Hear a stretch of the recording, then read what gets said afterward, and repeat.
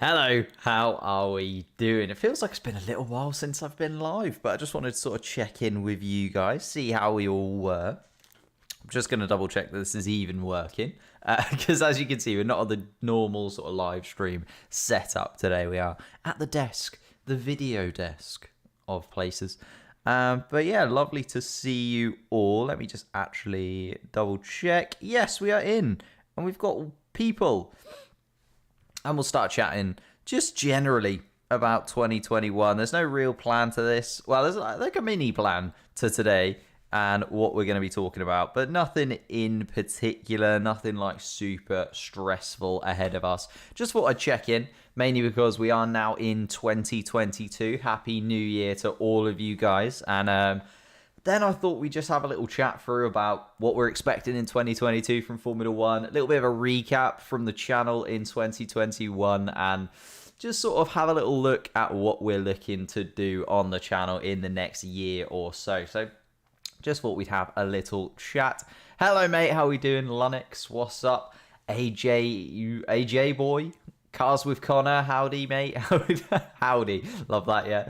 Good. I just read it nonchalantly as if that's how I say hello normally. But yeah, I thought we'd just have a little chat about 2022, what we're expecting. Because actually, the Formula One website, perfect timing on their behalf, has literally just come out with an article about the best things that we should be excited for 2022. So I thought we'd just sort of delve into that first of all and have a little chat about these 10 things and see if we are excited for these as Formula One fans and sort of how we see next year going, because there's quite a few talking points. Hello, Jellyman. Happy New Year to you too, mate. I'm just going to put this a little bit closer to my noggin to hopefully make sure that you can hear me a little bit. But yeah, let's sort of scroll down. Let's have a little look through. I love that the Formula One website just absolutely... You know what I'm going to do? I'm going to move myself over here to just fill this space that the Formula One website always has on this right-hand side. So yeah, 2021 is over. What a year it was, by the way, because my goodness me, like, I know that we were changing the cars around because the racing was boring, and then we had a final year where the racing was absolutely phenomenal, which seems really, really stupid. But there we go. We just have to sort of, take it with a pinch of salt, and hopefully 2022 will be better, because I think the big talking point will be these brand new cars. If they aren't actually better than the 2021 cars, there's going to be big talk about it, right? Because Formula One has sort of talked about 2022 as if it is going to be this groundbreaking move forward for the sport, and like it is going to be something incredible for Formula One, and the races are going to change, the drama is going to change, these cars are going to be closer than ever to one another.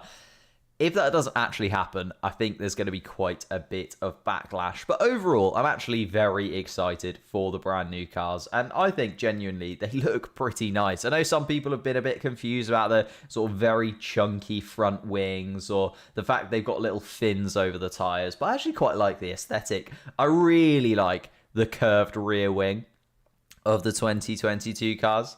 Hello, Jin Kim. How you doing? Saw you in Tomo's stream yesterday. I was indeed in Tomo's stream yesterday. You know the thing about Tomo, right? Like, I planned on doing this stream ages ago. I've had it on the calendar. I was like, yeah, I'll do a New Year's stream on New Year's Day. Tomo does a New Year's stream on New Year's Eve. Like, he's always a day ahead of me, and it's so frustrating. Happened with a couple of videos last year as well, where I was like, okay, I'm going to release this on the Thursday. And he always releases his on Wednesdays generally, and he released it on the Wednesday, and it was basically exactly the same video as I was about to release on the Thursday. So then I just scrapped the video and did something else, and it's been like that with Tomo recently. But you know what, he's very, very successful, so I feel like if I'm having similar ideas to him, it's pushing me in the right direction. So yeah, it was amazing last season. You are right. Can't wait. 3 and a bit months before we get the new cars at the Barcelona test. Yeah, I know. It's just crazy to think that it is going to turn around so quickly. I mean, I say that. I feel like I haven't been live with you guys in forever because, 22 races over the course of last season. We were seeing each other quite often. But, Hopefully this 2 months won't take too long to get here. Going bold today, aren't we? Oh, Red Bull will be a midfield team. Missed that one. Wow. Okay, we'll get into where I think the teams will be, because I think that is one of the top 10 things we have to be excited about for next year. But first of all, the brand new cars I am excited for, but hopefully they deliver on all of these promises. And you know what? I trust Ross Brawn. Ross Brawn is a lovely fella. Like, I feel like him winning Jenson Button a world championship really put him up in my estimations. I trust him. I trust Ross Brawn. I think he's going to do well. And as I just said, I really quite like the look of the new cars. I like the little details. I like the fins on the tyres. I like the big rims. I like the curved rear wing. Interesting to see if DRS stays around for the whole year. Because if the cars can follow each other more than last year, then DRS is going to be really overpowered. like the whole reason that DRS was brought in was the fact that these cars can't get close to each other through corners. So when you get the opportunity to down a straight, you're given the advantage as the attacking car because you're so disadvantaged in the corners beforehand. Now, if you can follow through corners, which is what Formula One are saying will happen with these new cars, then surely we don't need DRS anymore. Is sort of my thought process. But maybe I'm wrong. Let me know what you think. But that was just sort of my thought process when they said that DRS was probably going to stay for 2022. I was like, surely we don't need it anymore because the reason that we had DRS is no longer going to be as big of a problem as it was in this sort of generation from 2017 to 2021. Hello, mate. How am I? I'm absolutely perfect. I got up very, very late, was up watching fireworks yesterday evening at midnight on top of a hill in the middle of nowhere. If you haven't seen the picture, it's on Instagram, just on the top of the hill, watching some fireworks. But yeah, I'm scared about Mazepin. We'll delve into Mazepin. I don't think that Mazepin's too big of a deal. Number 2 is Verstappen versus Hamilton. And to be fair, this is going to be the big story throughout the entire year, especially if Red Bull and Mercedes manage to hold on to the fact that they're going to be the top 2 teams.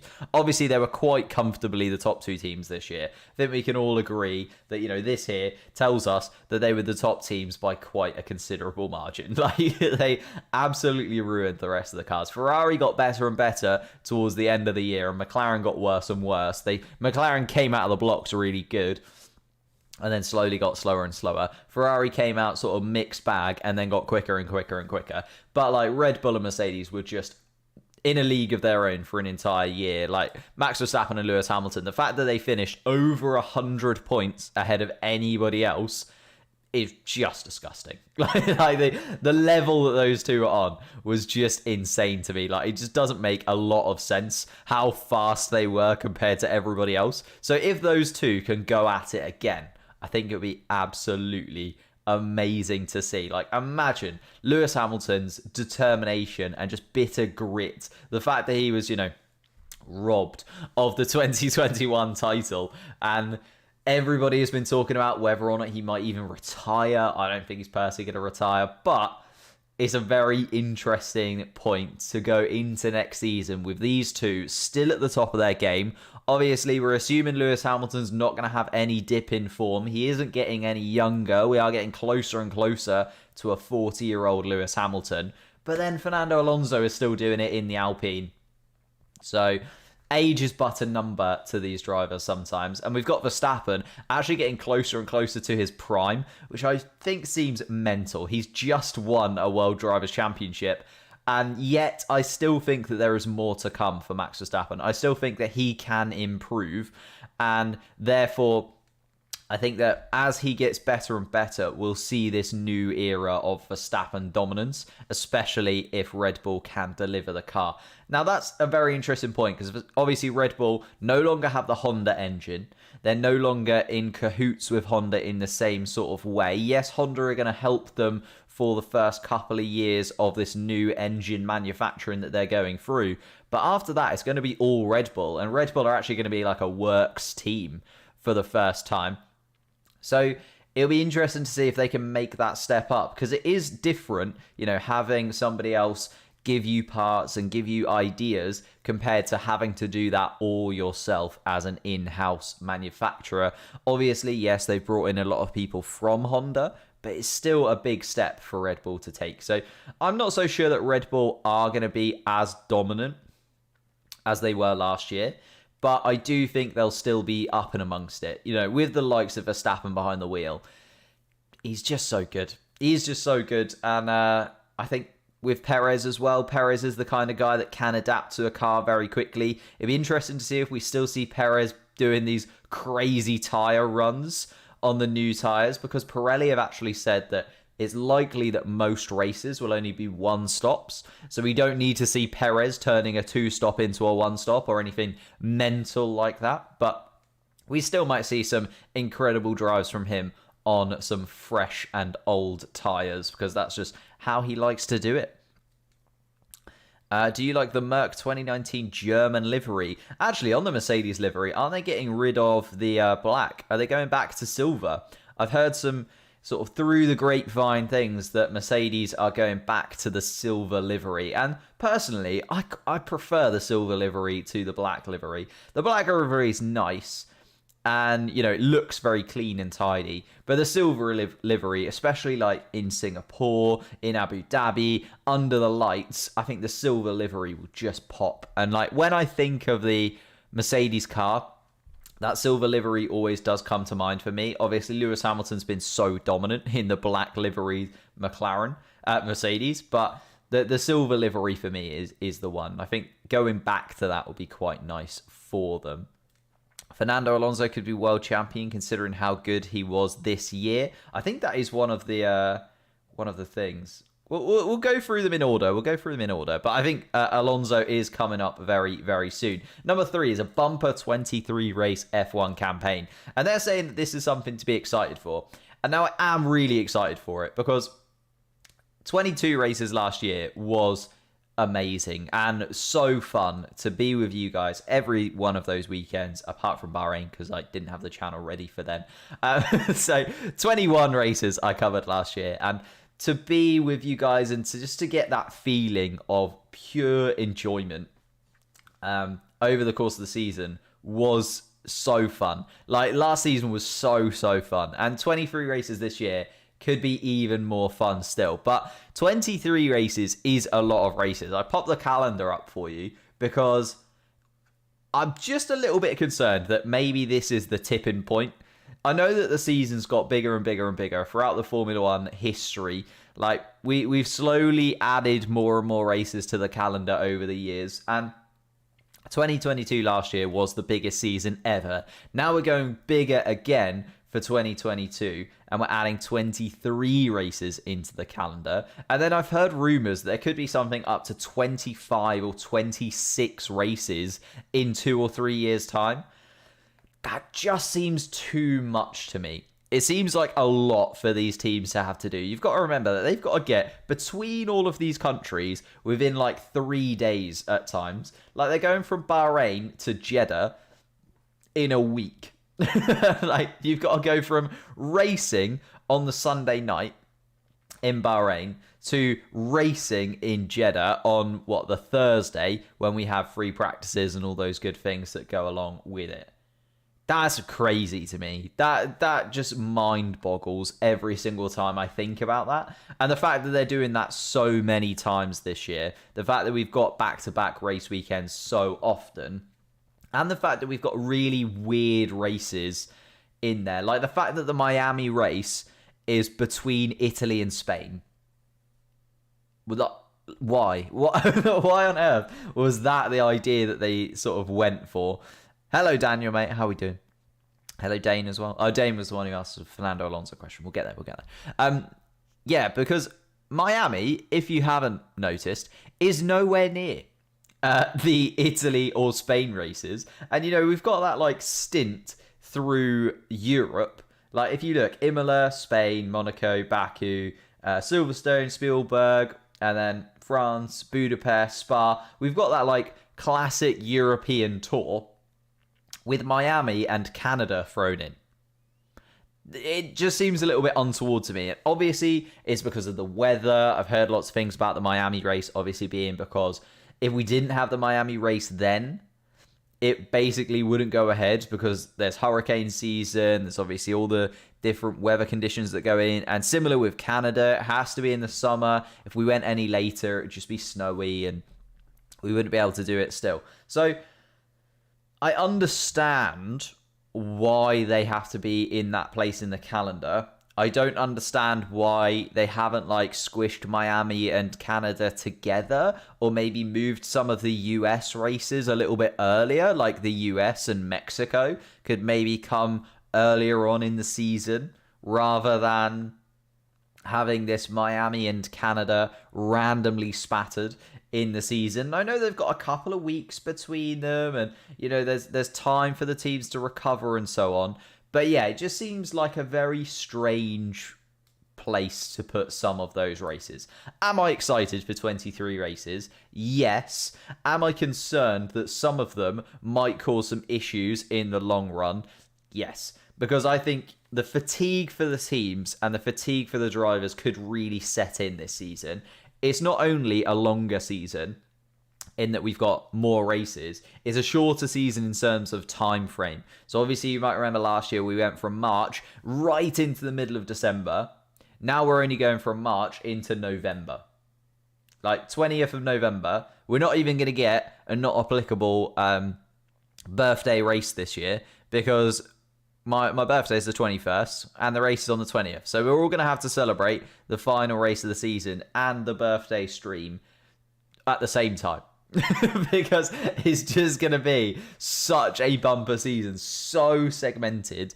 It's going to be crazy to see. And yeah, the only concern I have is the fatigue for the teams and the drivers. Apart from that, I think it's going to be a very, very fun season. Lots of good races in there. And I don't want to delve into which races I think are going to be best because I think that's a Q&A question that I've got for the end of this session. If you do want to get your Q&A questions in, actually, I put a community tab out a few days ago just to get some questions in for this live stream. I will be going through these later on in the stream. So if you want to get a Q&A question in before I do that, that's over on the community tab. But yeah, number 3, bumper calendar. Number 4, Ferrari and McLaren stepping up to the plate. Yes, please. Now, I know that the guys over at Veloce and slash, oh God, what's their new channel called? Something. Aldous, Tomo, you know, the guys. They've all said that they think Ferrari is going to really step up to the plate this year, and I have to be inclined to agree with them. I think Ferrari are in the best position in that, you know, they just have infinite money and resources to throw at it. And I know that there's the budget cap, and I know that that is the case, but we've known about the fact that these regulations are going to come in for quite a while now. And I think Ferrari are the kind of team that have the infrastructure to be able to really start working on it as soon as possible. And they've been given an extra year to work on it. I think Ferrari look really, really good for next year. Obviously, they managed to snatch a 5th and 7th place in the Drivers' Championship, and they managed to snatch 3rd place in the Constructors' Championship as well last year. And they looked better and better and better as the season progressed. And I'm just hoping that they didn't put too much effort in obviously getting Charles Leclerc and and Carlos Sainz too far up the grid. And didn't think about the previous seasons and the next seasons to come, because Ferrari have been a little bit nowhere since that sort of battle with Sebastian Vettel, which they couldn't keep up until the end of the season. And then they had that absolutely atrocious year last year with Sebastian Vettel coming absolutely nowhere in pretty much all of the races, and obviously then moved him on. But Ferrari next year do look like they could do bits. Like, Ferrari next year look like they could do something very, very special. Hello, guys. How we doing? Oh, loads of people coming into the chat all of a sudden. How are we all? Wonderful to see you. Birthday testing for C. Humphrey. Love that. I mean, I don't even get a birthday race this year. Gutted. Absolutely gutted. Joseph, do you agree that Russell won't meet expectations around him? Wow, okay, Joseph, that's a loaded question if ever I've seen one. Carl Lover, how we doing? Antonio, lovely to see you back, mate. It's been a little while since we've done a live stream, but I'm glad to see that like the guys are back. You know what I mean? Like the boys are back in town, and we're ready for 2022. But I am very excited for Ferrari more than McLaren, and I know as a McLaren fan, I should be very excited for McLaren. That just makes sense. But I don't think McLaren are going to make as big a step up as Ferrari, to be honest with you. I'm really excited to see how Lando Norris does next year. I'm really excited to see if Daniel Ricciardo can step up to the plate. And I've actually got a good video coming up about Daniel Ricciardo with a little bit of a special guest in there too. But McLaren, I think, might struggle with these changes just because they just don't have as much money, infrastructure, and they don't have, the guidance of other teams like Mercedes have Lewis Hamilton, like Red Bull have just a wealth of riches behind them and incredible test drivers behind them as well. McLaren just don't quite have the same, I don't know, it's sort of intangible, isn't it? Like even Aston Martin have Sebastian Vettel, Alpine have Alonso, that driver to really carry them forward. And Daniel Ricciardo is kind of that, but Daniel Ricciardo really struggled last year, and I'm not so sure. Sainz has been consistent, to be fair. I'm really excited to see how Carlos Sainz does. I know lots of people are saying Charles Leclerc will win the championship if Ferrari deliver the car. I personally think it will be a lot closer between those two than people are saying, because Charles Leclerc, yes, he did very, very well last season. Yes, he is Mr. Ferrari. He's been there for so long and obviously got that 5-year contract, which was unprecedented at the time a few years ago. But Carlos Sainz has come in and has been exceptional. He has been really, really good, has Carlos Sainz. So I think it's going to be very interesting to see how those two line up with one another. Obviously, we've got Russell coming into Mercedes as well as one of the changes on the grid. We've got Albon coming in, Bottas and Zhou also coming in as well. So lots of changes around the season. Hey, what's up? It's been a while since your last YouTube stream. It has been a while since my last YouTube stream. There haven't been any races, is the problem.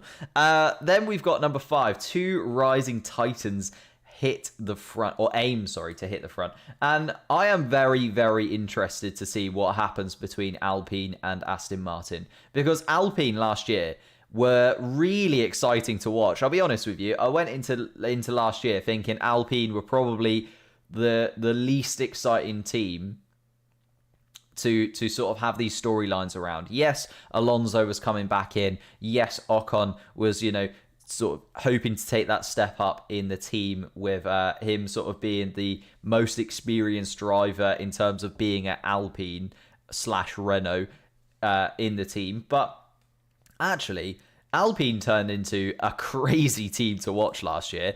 Alonso and Ocon doing bits, 81 and 74 points respectively, and getting that 5th place in the Constructors' Championship. Alpine, towards the end of the season, became really, really exciting. And I really loved watching Alpine and the storylines behind Alpine towards the end of last season.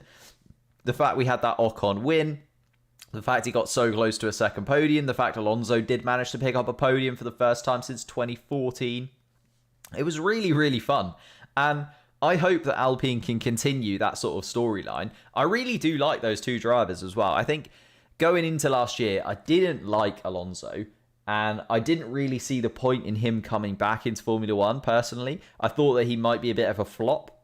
Absolutely not. Proved me wrong completely. Was wonderful to watch throughout the entire season and put in some really lovely drives that were worthy of driver of the day, but I don't think he ever picked up one in particular. Maybe picked up the driver of the day for Hungary, although Ocon did win the race. So the fact Ocon won the race, probably should have won it. That's the only one I can think of. And then Aston Martin. Aston Martin's an interesting one. I think Seb Vettel has a lot to prove next season. Obviously coming into this year in a struggling Aston Martin team. Aston Martin were a bit of a flop for me. 77 points, nowhere near AlphaTauri and Alpine by the end of the year.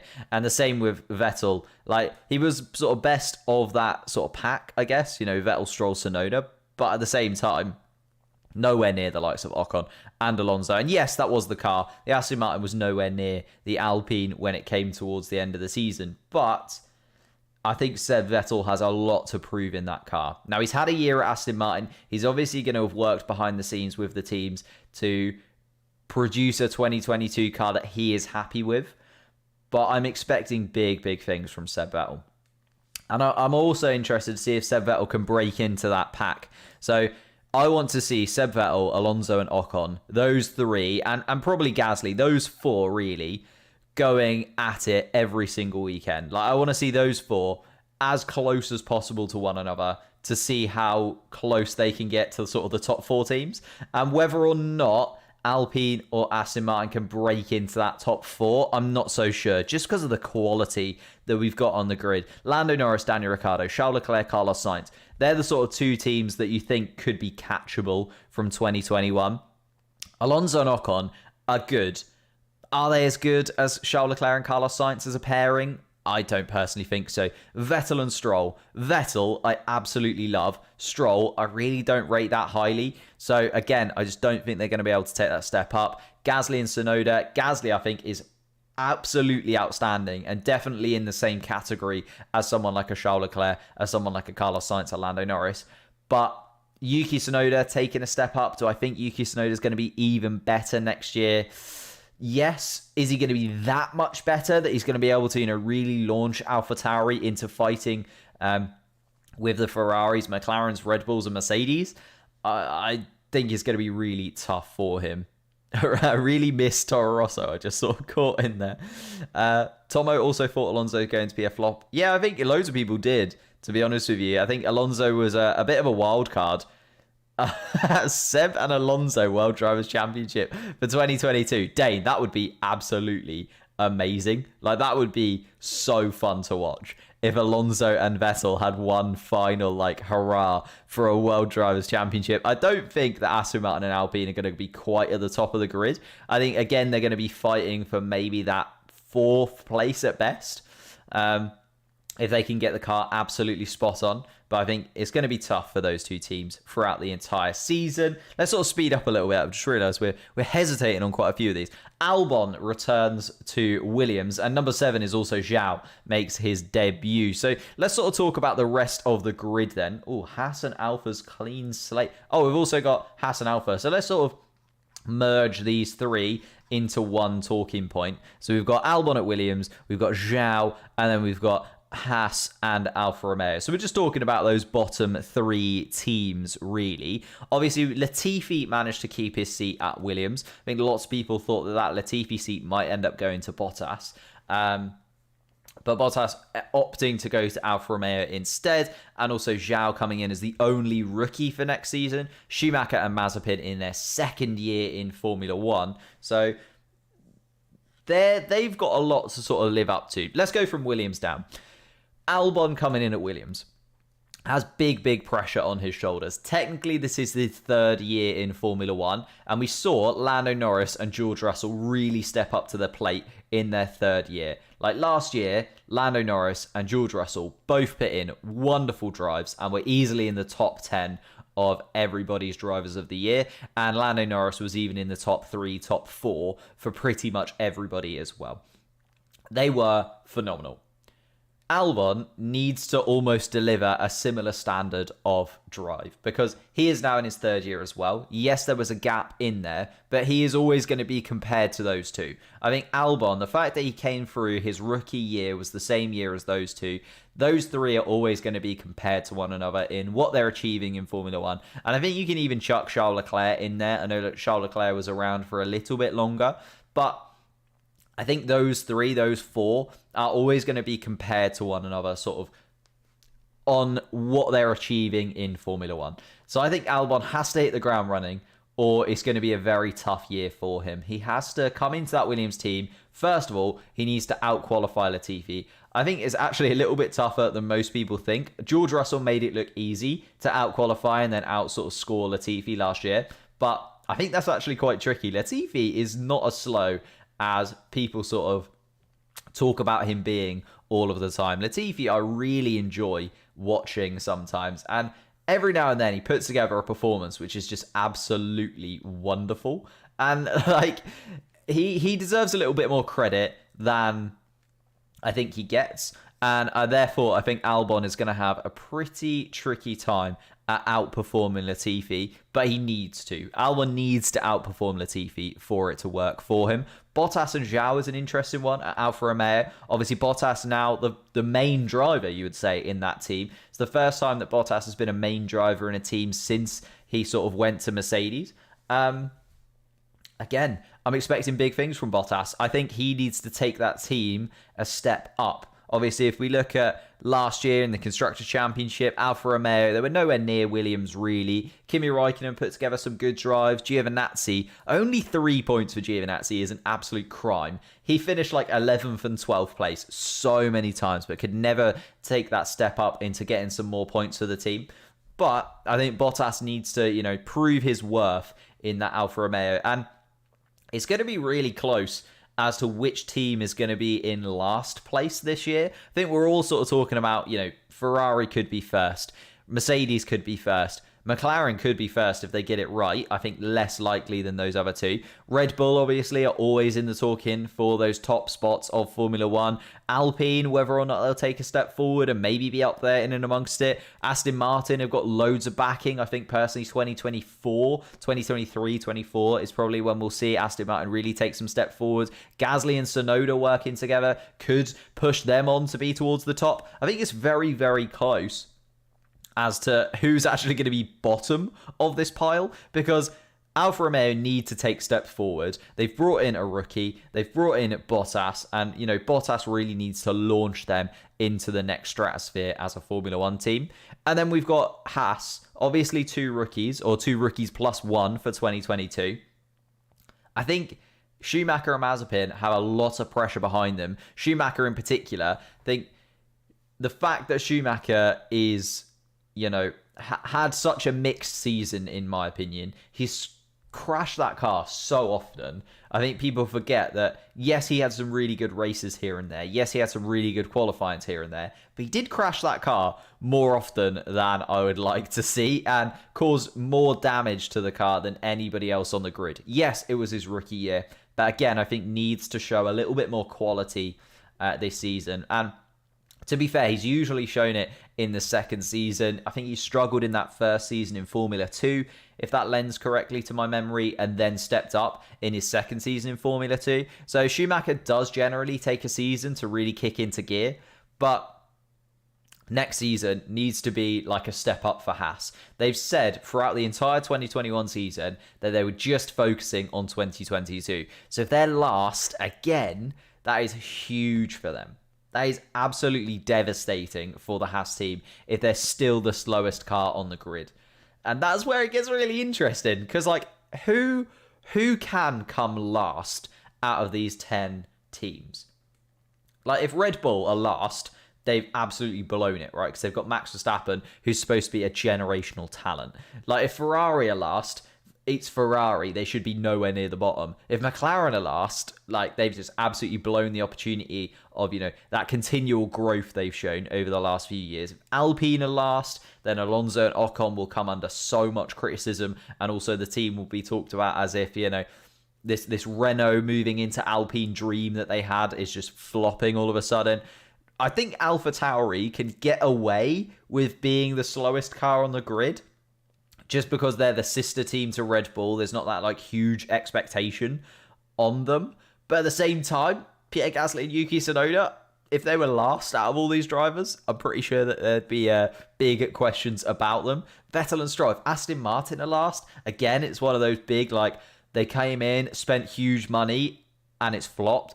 Williams could be last. I think Williams could end up being 10th this year, which would be really devastating, to be fair, because they've done so well and they have made quite a bit of progression over the last season. I think Williams might end up being the 10th place team, because Alfa Romeo need to take steps forward. They've brought in a new team. They completely overhauled. They got rid of Giovinazzi, which was big as well, for the money of Zhou. And if they can't then put that money into fruition, then that's a little bit disappointing for them.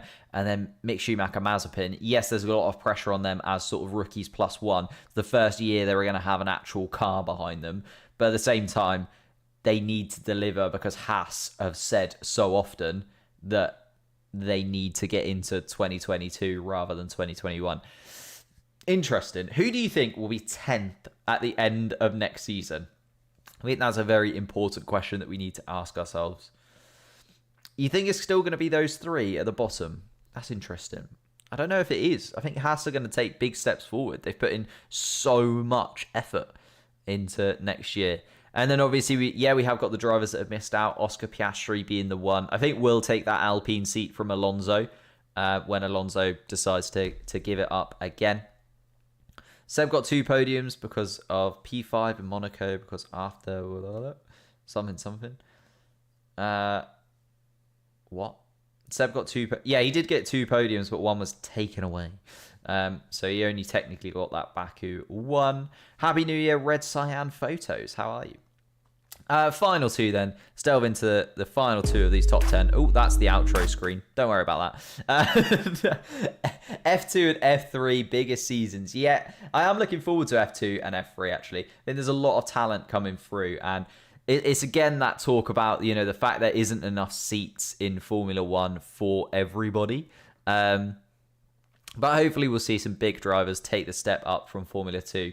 And actually, we could see the end of, Alonso might not stay on for another year after this one. He might do.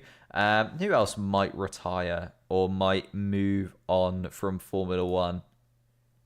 I could see Yuki Tsunoda, if he doesn't perform, Red Bull just being like, off you go. Sergio Perez, similarly, if he doesn't perform in Red Bull, I could see Red Bull, Red Bull being cutthroat is basically what I could see.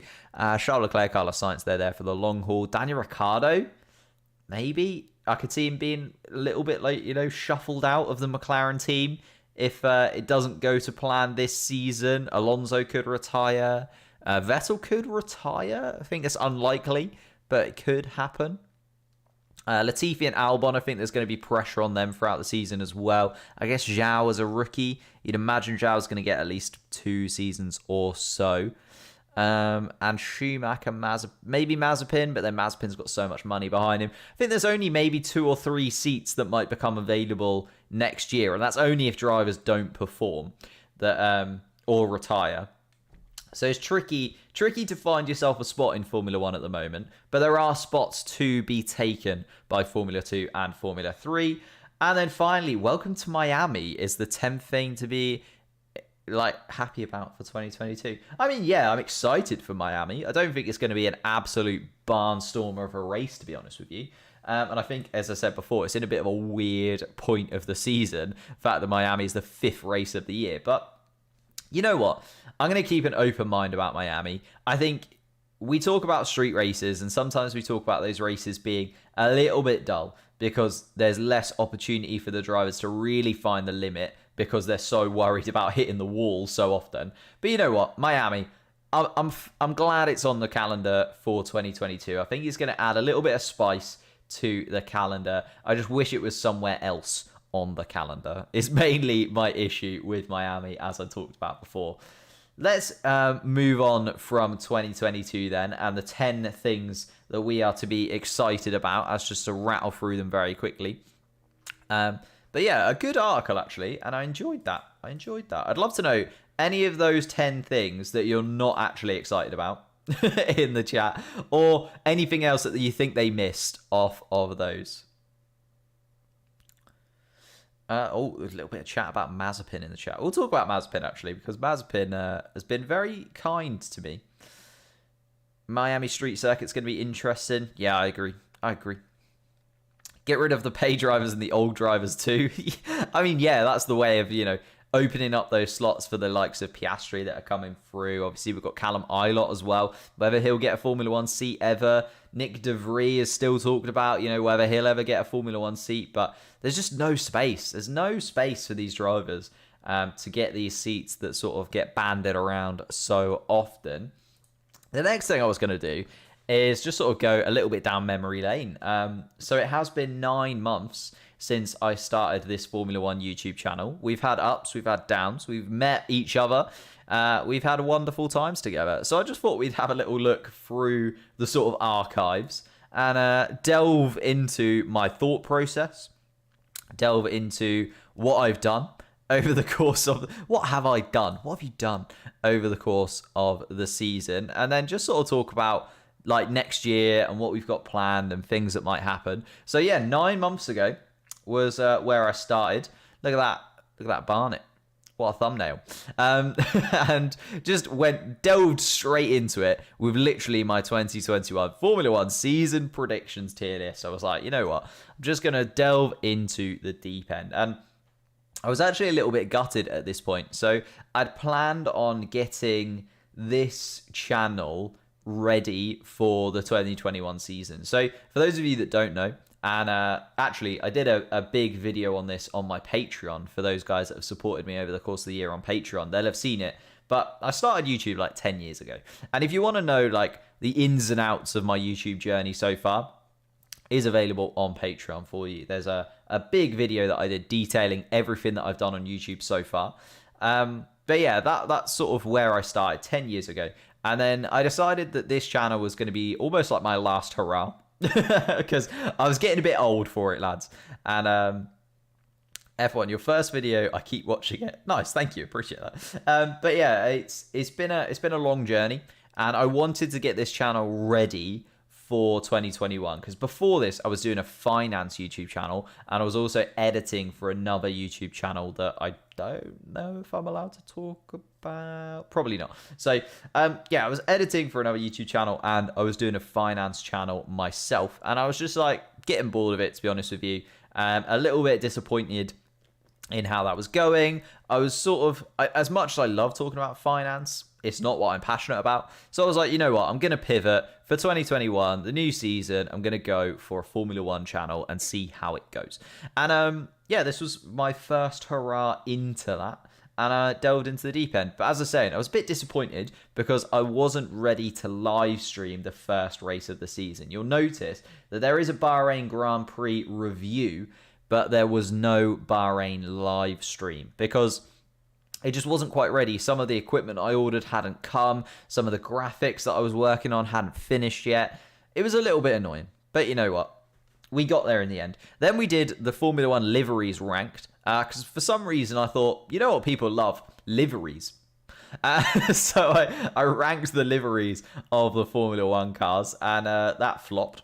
A little bit of a flop there, 168. To be fair, this is not a flop. I think at the time it got 3 views and this got 10. So like, that was what we were working with from the beginning. This had like 10 views, and that was one of my most watched YouTube videos ever in my entire life. It was 10 views. And then this got 3, and I was like, oh, I've ruined it. I've ruined it with a livery video. But then we sort of slowly started to grow. F1 over finance. Yeah, basically, Clay is what I'm saying. Finance is fun. Formula One, more fun. So I decided to just pivot into Formula One. And I think my finance channel might still be out there in the ethers of the internet if you want to try and find that. But yeah, then I sort of delved into the classic, Formula One stuff. I was struggling at this point to come up with original ideas. So, predictions was the way to go. And I think both of these videos were tier list videos, because I didn't really know where I wanted to start. Actually, it doesn't even load the little thing. So, we were getting towards maybe starting to talk about Formula One, but I was just mainly making predictions and videos where I didn't have to like show too much knowledge. You know what I mean? Like your predictions, you can always justify predictions in some way or another. Like you don't actually have to know too much about Formula One to make random predictions about it. But actually we started to gain a little bit of traction from these videos here, and look at these thumbnails, absolutely awful, just disgusting. And this video here was one of the first ones that absolutely popped off, was the Haas Formula One, how did we end up here? And I was just sort of really gutted at the time. I actually really liked Romain Grosjean and Kevin Magnussen.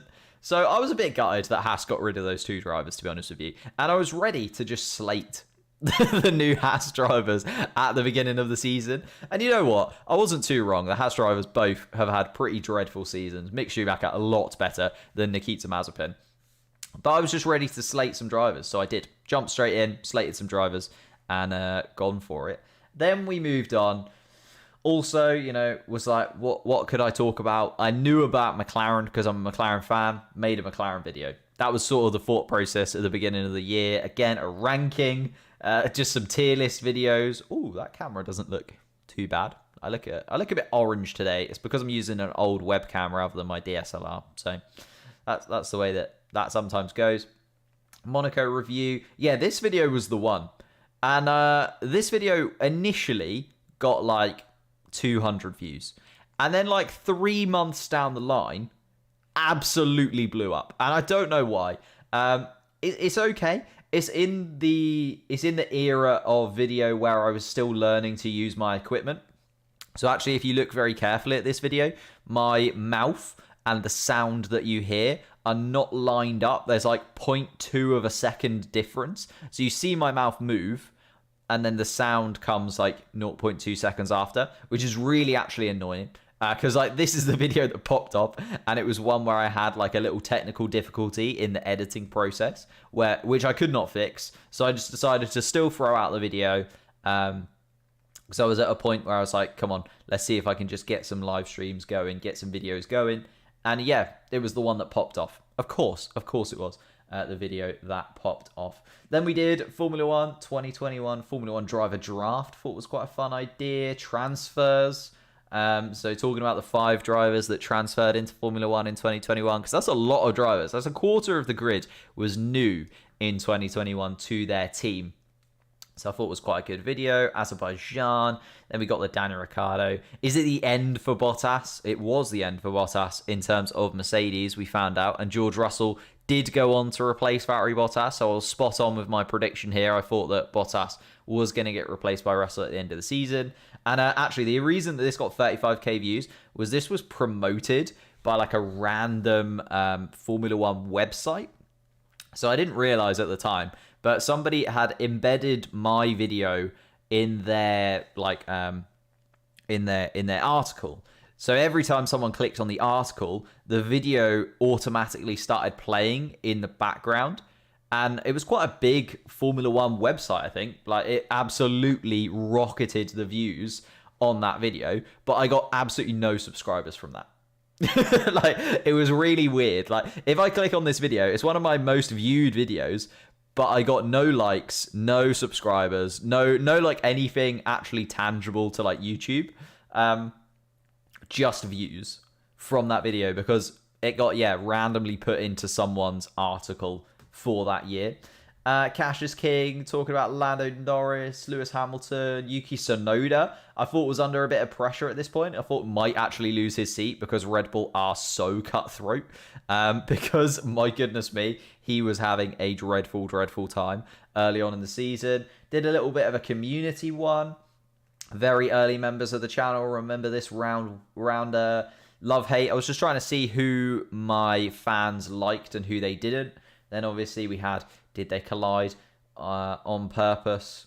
You know, did Lewis hit Max on purpose? That was good little bit of clickbait there. 2022 World Champion Lando Norris. This was when I was really hype around Lando Norris. Literally the race before he then got smashed into by Valtteri Bottas. I was like, yeah, Lando Norris is the real deal here, guys. And then the next race, Valtteri Bottas just ruined it by hitting into the back of him. My dream Formula 1 team. Mid-season reports. We're getting into, Driver Academy. This is such a rubbish thumbnail, man. Why did nobody tell me my thumbnails were absolutely trash at this point? This one's quite a good thumbnail. With Valtteri Bottas in the cancelled sign. Best driver at Ferrari. This is where I was comparing all of the teammates.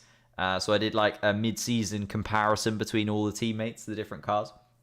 This is where we get into some like good thumbnails, I feel. Like much better thumbnails, at least. Netherlands Grand Prix, domination, hot takes, end of an era, Kimi Räikkönen. This was a live stream where we talked about Kimi Räikkönen ending his Formula 1 career. I think the Mazepin video has the most views. Yeah, probably. That one just absolutely popped off. Lando Norris. Loads of videos about Lando Norris, by the way. If you haven't noticed, I'm quite the fan of Lando. 2022 calendar reveal. Then we had obviously all the controversy with Mercedes and their No, it was Red Bull with the flexi wing, wasn't it? It was Mercedes with the downforce and whether or not their wing was cheating. And tried out some different thumbnail styles here. Didn't like it.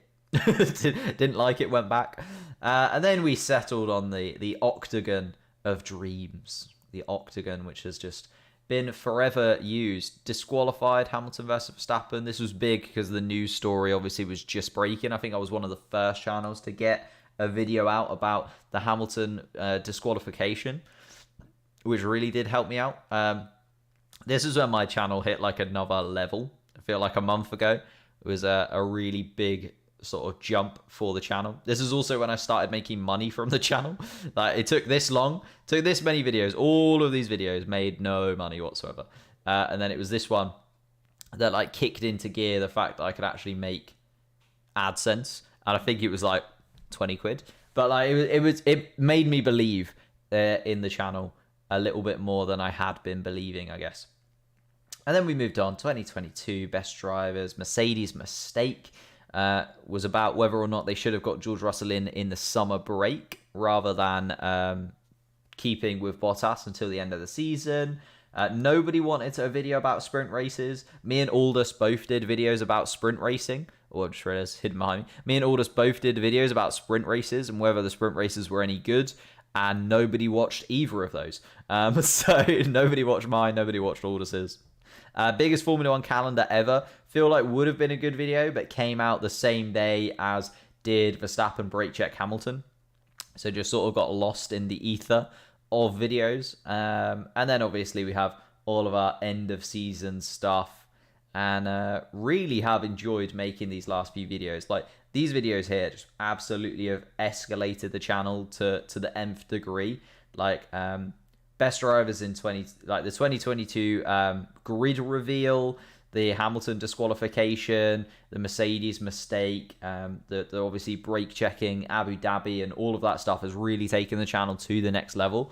And it's been so just like rewarding for me. I know this is now going to sound like I'm just talking about how brilliant I am, and I'm not, because it is like all down to you guys, and you guys obviously giving me feedback on videos, and so much of the time on Discord and stuff, you guys give me amazing ideas for videos that I would have never thought of that then really do escalate the channel onwards. And it's just been so fun. And to actually look back through all of these videos, just where we started and where we are now, like, if I can make this kind of progression in 9 months, I cannot even fathom what we might be able to achieve next year.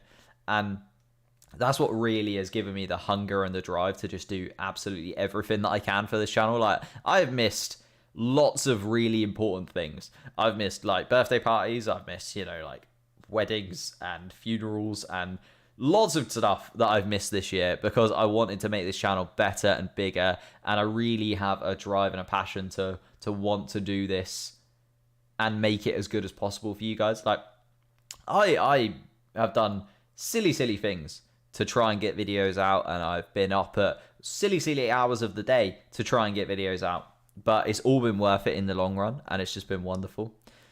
My face. I was trying to do the Fernando Alonso meme. You know what I mean? Like this one here. Yeah, I was trying to do the Fernando Alonso. You know when Max Verstappen hit the wall in Jeddah, the final corner, and they were already interviewing Daniel Ricciardo and Fernando Alonso because they'd gone out in Q2. So they were already interviewing those guys, and it was like the when Verstappen did hit the wall, Fernando Alonso did like the face at the monitor that he was obviously had to his right hand side. I was trying to do that, hence why there's also the Ziggo Sport microphone in front as well. That was what I was trying to replicate. I was trying to do the meme, trying to do the Fernando Alonso meme. That one. So very quickly then, to end the stream, it's been nice to have a little catch up, to be fair. We should do another live stream or two before the season starts. Obviously we're gonna have Drive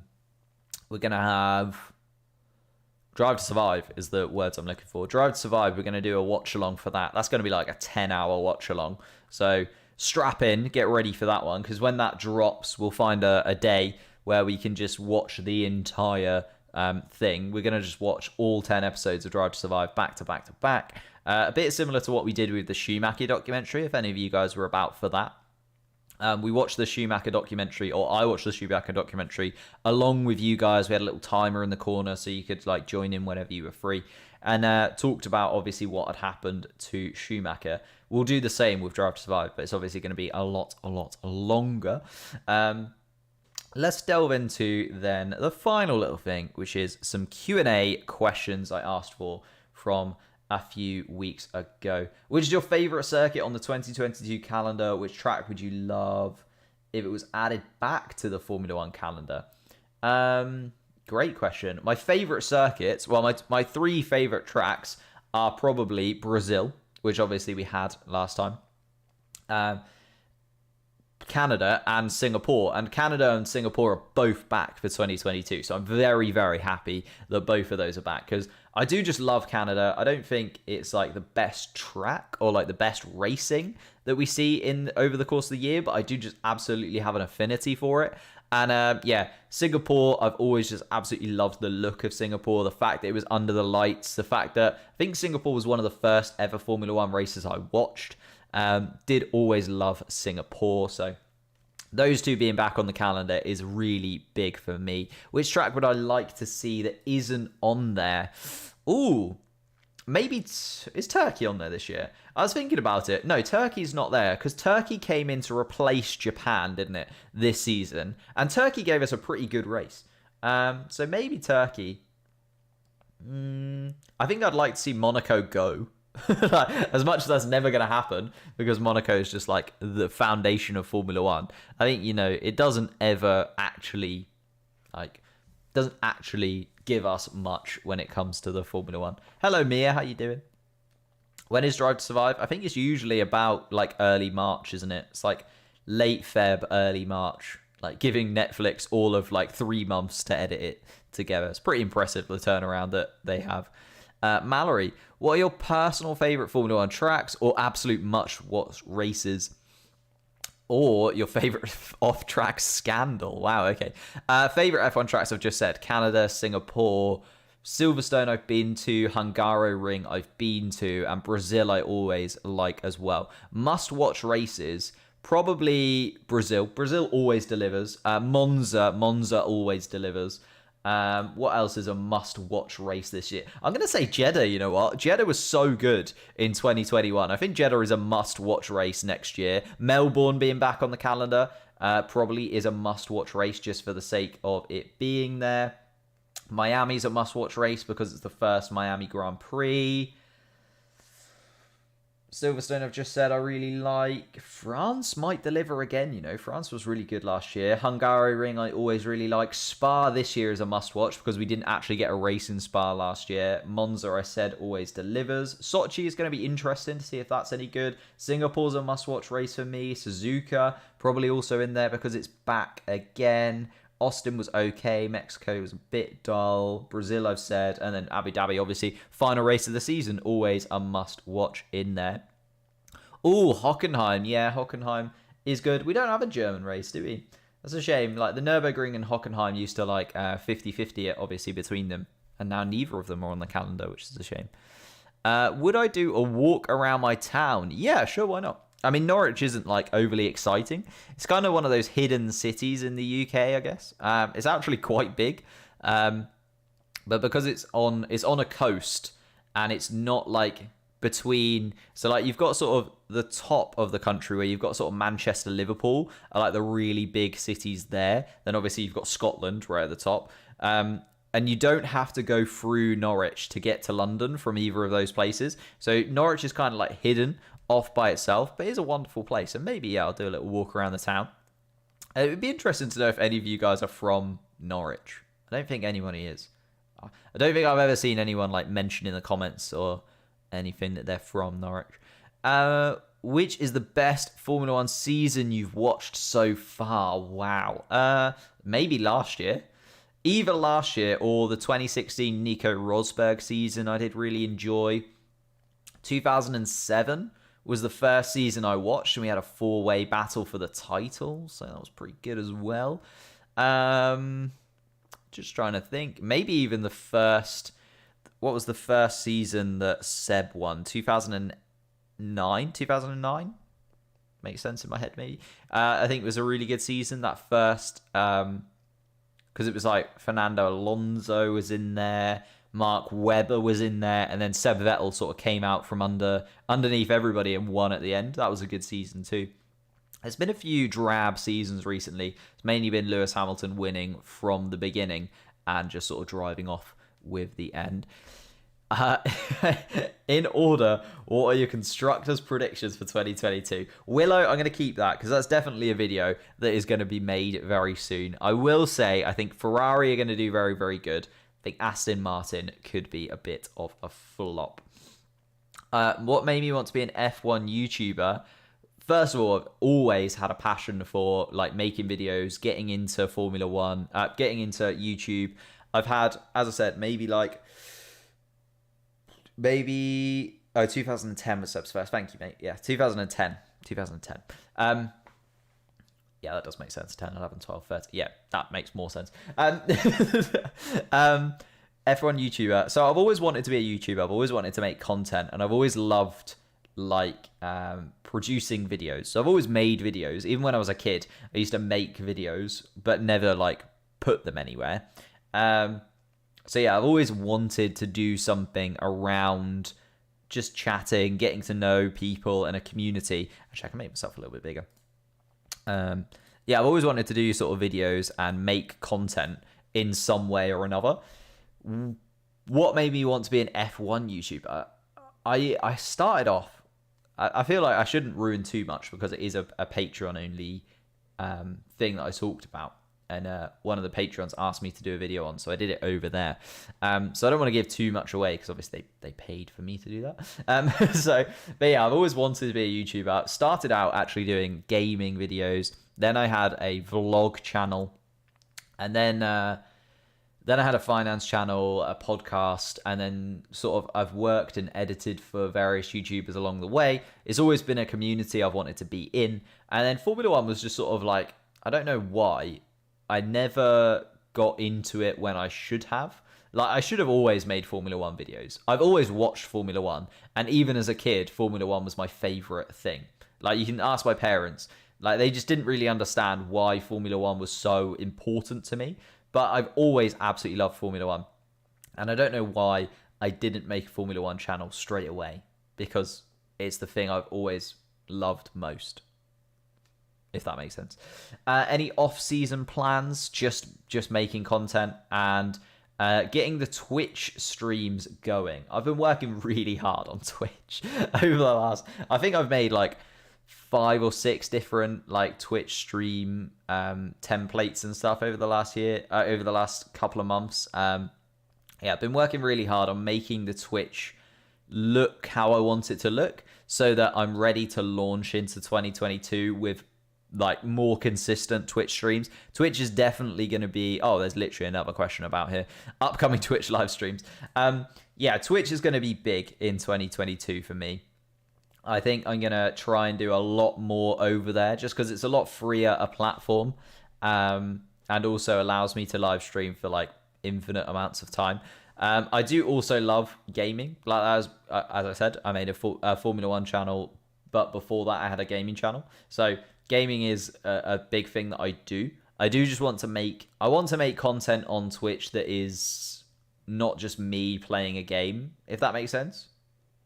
Even though it's a gaming platform. I don't want it to just be me sitting there for 5 hours playing a game. I want it to be more than that. I want it to offer something to you. And I've been watching a lot of big Twitch streamers to see how they do it, what they do, what makes their Twitch streams good, and what I like about theirs, and I'm trying to implement that into mine. So Twitch is definitely coming. If you don't follow me on Twitch, you definitely should do, because there are big things happening over there. Are you a metalhead? No, not really, Mr. Incredible, I'm afraid. I wouldn't say I'm a metalhead in any way whatsoever. Since when you're watching F1, my first season properly watching Formula One was 2008, 2009. The first world champion I remember, seeing him drive throughout the entire season and then win was Jenson Button. I do obviously remember the Lewis Hamilton win. It was a big thing here in the UK that Lewis Hamilton was going on to win his first championship. So yeah, it's like 2008, 2009 is like the middle ground somewhere where I started watching Formula One. How old am I? I'm 25 years old and too old. I'd love to be young again. Please. Thank you. But that's where we're going to end it. So we've talked about our 10 things that we loved from the Formula One season and 10 things we're excited for 2022. We've talked about the journey that we've had on YouTube so far. And of course, we've talked through the Q&A questions from my wonderful watchers, listeners, whatever you want to call yourselves. We haven't got like a name for you. So people is what I'm going to call you. The people of Not Applicable Formula One. But yeah, when is Drive to Survive? I missed any questions in there. Not applicable. For the V6 hybrid era, this F1 season was the best. Oh, undoubtedly, yeah. Undoubtedly. F1 2012 season with 8 different winners. That's a good shout. Do I have any YouTuber friends? Sort of. I've sort of got people in the Formula One community that I talk to quite often. But none that I've met in person yet. I feel like what do you like? Do you have to have met in person to be friends? Not really, I guess. Like I'd say I have lots of friends from the guys that are watching right now. Like on Discord, on Instagram, on Twitter. I try and keep up with DMs as much as I possibly can because we do have quite a lot of good back and forths, and I talk to you guys quite a lot. I look 19. Okay, I'll take that. I will take that. To be fair, I think the hair, like. I don't know if it ages me or makes me look younger. It is going soon, though. It's nearly long enough to donate. So it will be chopped, and I'll go back to my original hair, which I don't know if has... I don't think I've had my hair cut since starting this channel. So there's something to look forward to. You might actually see what my hair like actually looks like. If that makes sense, like the hair that I usually have, because I will finally get it chopped and donate it. Any more collabs happening soon? Yes, I really hope so. I do love making content, but I love making content even more so with other people. George Morgan was like an absolute dream to work with. Kira Megan F1 as well. Raz I've worked with. Who else have I worked with this year? Quite a few people, sort of here, there, and everywhere. I've talked to quite a few people in the background, but without actually doing any videos with them. So I've like gotten advice and like ideas from people without ever actually like having them on the channel or anything like that. I'd love to do like a big collab. I feel like we should aim for like one of the top creators. You know what I mean? Like if we could get a Tomo, an Aldous, a Hayden. Like, if we could get a collab with one of those guys, then I think we know we're actually in business. You know what I mean? Like, you've properly made it if you can get with one of the Veloci lads. It's how I see. You're in bed with the big boys then, right? How long have you been live? An hour. And we're going to call it there, to be fair. We're going to end the stream just about now. I'm going to say thank you so much for watching. I'm going to say thank you for leaving a like. If you've left a like, thank you for subscribing. If you've subscribed over the course of the year, it's been a wonderful 2021. We're into 2022 now, and I'm looking for bigger and better things. As I said, make sure you follow over on Twitch. Twitch is going to be a big thing in 2022. I've worked really hard on making the Twitch look nice and sort of making the Twitch what I want it to be. So that's going to be happening. Do I have any goals for this year? Goals for this year, 10,000 subscribers, 1,000 followers on Twitch, maybe a second channel of some kind. I'm thinking of like a Twitch clips channel, to be honest, and more Patreon stuff. Because I have people over on Patreon that have supported me over the course of the year, and I feel like I haven't really given them that much. Like I've been so grateful to those of you that have supported me over on Patreon, and we've had a chat, and like I've given you individual videos, and we've had like live streams, and we've had phone calls with people over on Patreon, but I haven't actually put any like Patreon soul content out apart from one or two little podcasty bits here and there. So probably those four. YouTube, 10,000 subs. Twitch, 1,000 followers. Something extra, whether that be like a secondary channel or like a brand new series or something extra for YouTube and Twitch. And then, yeah, something Patreon-y related, something big on Patreon for those guys that have been really wonderful over there and supported me in buying things that have helped the channel grow, like the lights that are on me, this microphone, the microphone we use for the live streams and stuff as well. If you and Tomo could make a YouTube channel together, that would be great. I think, he's got his solid 3 there, hasn't he? I think if I could work with either of those 3, that would be absolutely sensational. But that's where I'm going to leave it. Thank you guys so much for watching. Leave a like, subscribe, and I will see you next time.